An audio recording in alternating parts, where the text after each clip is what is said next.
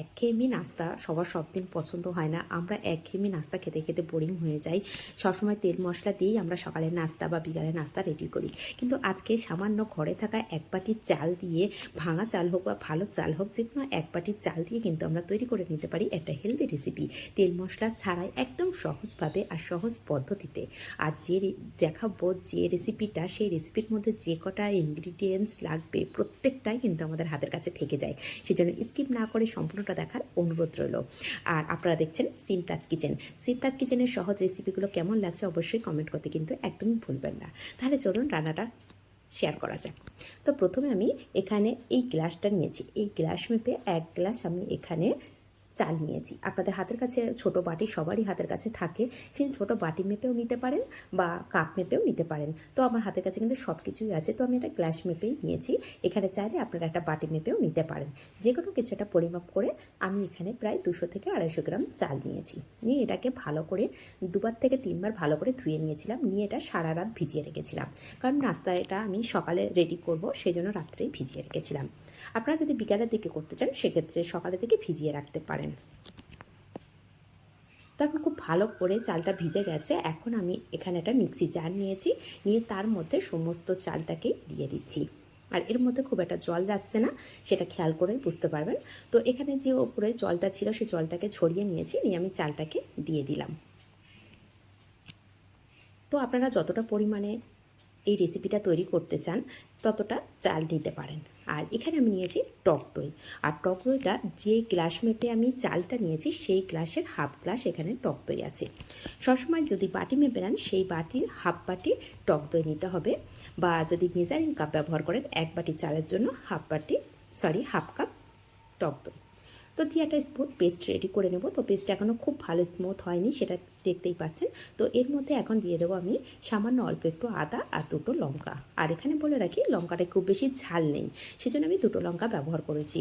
আপনারা যে পরিমাণে ঝাল খেতে পছন্দ করেন সেই পরিমাণে লঙ্কাটা দিয়ে নিতে পারেন। দিয়ে আবারও খুব ভালো করে এখন আমি পেস্ট করে নিয়েছি। এখন কিন্তু একটা স্মুথ পেস্ট রেডি হয়ে গেছে। আর কতটা পাতলা বা কতটা ঘন হয়েছে সেটা দেখেই বুঝতে পারছেন। তো এতটা ঘন রাখবো না, আমি সামান্য একটু পাতলা করে নেবো, কিন্তু খুব বেশি পাতলা করা যাবে না, একদম কেকের ব্যাটারের মতনই হবে। তো এটা একটু ঘন আছে, তো একটা বাটির মধ্যে আমি ঢেলে নিচ্ছি। তো সমস্তটাই খুব ভালো করে আমি বাটির মধ্যে ঢেলে নিলাম। নিয়ে পরে মিক্সি জারটা ধুয়ে অল্প একটু যদি জল প্রয়োজন হয় সেক্ষেত্রে দিয়ে নেব। তো এখন কিন্তু অনেকটাই ঘন লাগছে, দেখে বুঝতে পারছেন।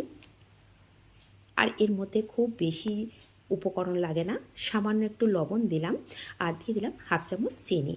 আর যারা চিনি খেতে একদমই পছন্দ করেন না বা মিষ্টি খেতে পছন্দ করেন না তারা অবশ্যই চিনিটাকে স্কিপ করে যেতে পারেন।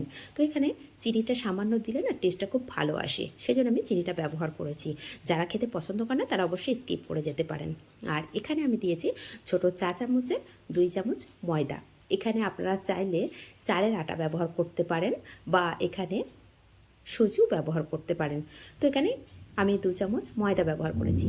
আর মিক্সি জারটা ধুয়ে সামান্য একটু জল দিয়েছি। এখানে 1 থেকে ছোটো চা চামচে 2 চামচ মতন জল দিয়েছি। দিয়ে খুব ভালো করে একটু মিশিয়ে নিচ্ছি। আর খেয়াল রাখতে হবে এর মধ্যে যেন কোনো লাম্পস না থাকে।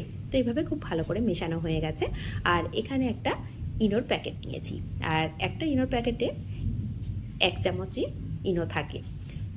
তো এখানে সম্পূর্ণ ইনোটাকে আমি ঢেলে দিয়েছি। দিয়ে এখন আমি অল্প পরিমাণে একটু জল দিয়ে দিচ্ছি। জল দিয়ে আবারও খুব ভালোভাবে মিশিয়ে নিচ্ছি। আর এই মেশানোর কাজটা একটু হালকা হাতেই করতে হবে, কিন্তু পুরোটা ভালোভাবে যেন মিশে যায় সেটা খেয়াল রাখতে হবে। তো খুব ভালো করেই একটু মিশিয়ে নিতে হবে।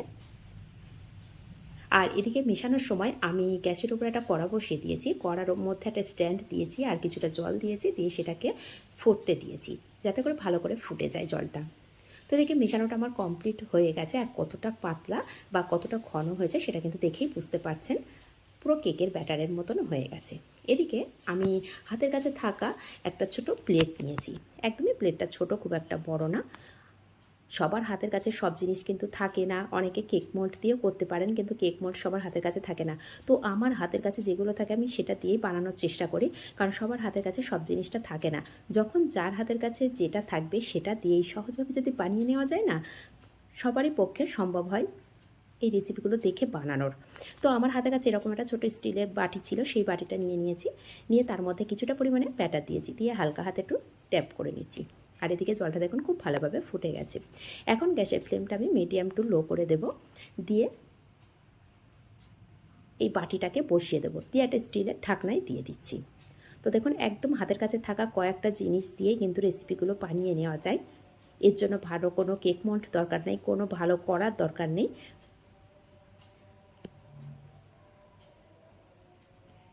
তো এখন 7 মিনিট হয়ে গেছে। 7 মিনিট পরে একটু চেক করার জন্য খুলেছিলাম, দেখলাম 7 মিনিটের মধ্যে একদম কমপ্লিট হয়ে গেছে। একটা কাঠি দিয়ে আমি একটু চেক করে নিলাম, আর চেক করার পরে দেখছি খুব ভালোভাবে কাঠিটা স্মুথভাবে উঠে গেছে, এর মধ্যে কিছু লেগে যায়নি, তার মানে এটা পারফেক্টভাবে হয়ে গেছে। এদিকে আরেকটা বাটি তার মধ্যে আমি রেডি করে রেখেছিলাম যে একটা বাটি তুলে নেবো আর একটা বাটি বসিয়ে দেবো। সেটাও দেখলেন একটু বাটিটা আলাদা ধরনের বাটি। হাতের কাছে বললাম যে বাটি থাকে সেই বাটিতেই আমি তৈরি করে নিই। তো এই বাটিটা এই মুহূর্তে আমি তুলব না, এখন একটু ঠান্ডা করতে দেবো। এই মুহূর্তে যদি আমি ঠান্ডা না করে যদি আমি এইভাবে তুলতে যাই বা ডিমোল্ড করতে যাই, সেক্ষেত্রে কিন্তু ভেঙে যাওয়ার সম্ভাবনা থাকে। সেই জন্য চেষ্টা করতে হবে সম্পূর্ণটা ভালো করে ঠান্ডা করে এইভাবে একটা ছুরি দিয়ে সমস্ত সাইডটা একটু ঘুরিয়ে ঘুরিয়ে নিয়ে তারপরে হালকা করে ট্যাপ করলেই কিন্তু একদম সহজভাবে ডিমোল্ড হয়ে যাবে। আর হাতে নিয়ে দেখাচ্ছি কতটা সুন্দর হয়েছে। এটা শুধু দেখতেই সুন্দর হয়নি, সফট হয়েছে আর খেতে ভীষণ টেস্টি হয়। একবার হলো বাড়িতে কিন্তু এইভাবে বানিয়ে দেখতে পারেন। আর এখানে একটা চাটনি রেসিপি করেছি, সেটা অবশ্যই আমি ডেসক্রিপশানে দিয়ে দেবো। আগের দিন একটা এই ধরনেরই রেসিপি করেছিলাম, একটু অন্যরকম, সেটাও আপনারা দেখতে পারেন। আমি ডেসক্রিপশানে লিঙ্ক দিয়ে দেবো, সেটা ফলো করলে চাটনি রেসিপিটাও দেখতে পাবেন। তো যে আরেকটা বাটি দিয়েছিলাম সেটাও কিন্তু ঠিক একইভাবে তুলে নিয়েছি, নিয়ে প্রথমে যে বাটিটা দিয়েছিলাম না, সেটা আবার কড়ার মধ্যে বসিয়ে দিয়েছি। তো আপনারা চাইলে এরকমভাবেও সার্ভ করতে পারেন, এটাকে ছোটো ছোটো পিস করেও সার্ভ করতে পারেন। আর এটা বাচ্চাদের টিফিনে দিয়ে দেখবেন ওরা ভীষণ পছন্দ করে খাবে। আর আপনারাও বাড়িতে সন্ধ্যা স্ন্যাক্স হিসেবেও এটা খেতে পারেন, বা সকালের নাস্তা দিয়ে আপনারা খেতে পারেন। আর যেটা ছোটো বাটিতে রেডি করেছিলাম সেটা দেখুন কতটা সফট হয়েছে, এটা দেখতেই অনেক সুন্দর লাগছে।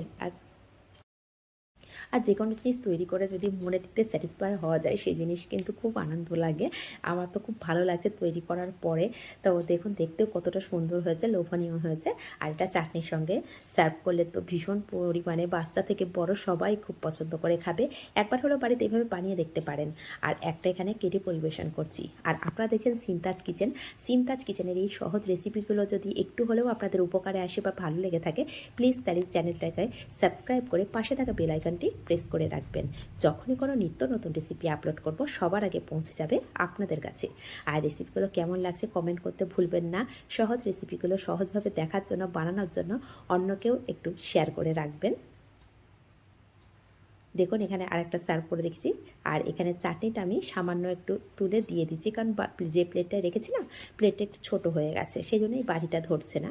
সেই জন্য চামচ দিয়ে আমি ছোট 2 চামচ মতন তুলে দিচ্ছি সাইডে। এটা দেখতেও লোভনীয় হয়, খেতেও ভীষণ ভালো লাগে। তা এখন দেখেই বুঝতে পারছেন যে দেখতে কতটা সুন্দর হয়েছে। তার থেকে বড় কথা, খুব সহজভাবে বানানো যায়। আর এটা একটা হেলদি রেসিপি, এর মধ্যে তেল মশলা কিন্তু একদমই দেওয়া নেই। আর কতটা জালিদার হয়েছে সেটাও দেখে বুঝতে পারছেন। আমি খুব কাছে থেকে দেখানোর চেষ্টা করছি যে কতটা সুন্দরভাবে রেসিপিটা তৈরি করা যায়। আর এখানে আমি হালকা করে ভেঙেও দেখিয়ে দেবো যে কতটা সফট হয়েছে আর কতটা জালিদার হয়েছে। তো এখন একটু আমি খেয়ে দেখাচ্ছি, এটা খেতে ভীষণ ভীষণ সুন্দর টেস্ট হয়েছে। আর এই চাটনিটার সঙ্গে এটা তো একদম পারফেক্ট কম্বিনেশান। আপনারা একবার হলেও বাড়িতে এইভাবে বানিয়ে দেখতে পারেন। আবারও বলছি, এই চাটনির রেসিপিটা কিন্তু আমি ডেসক্রিপশানে দিয়ে দেবো, আপনারা লিঙ্কটাকে চেক করে নেবেন। তাহলে আজ এই পর্যন্ত, ধন্যবাদ। আবার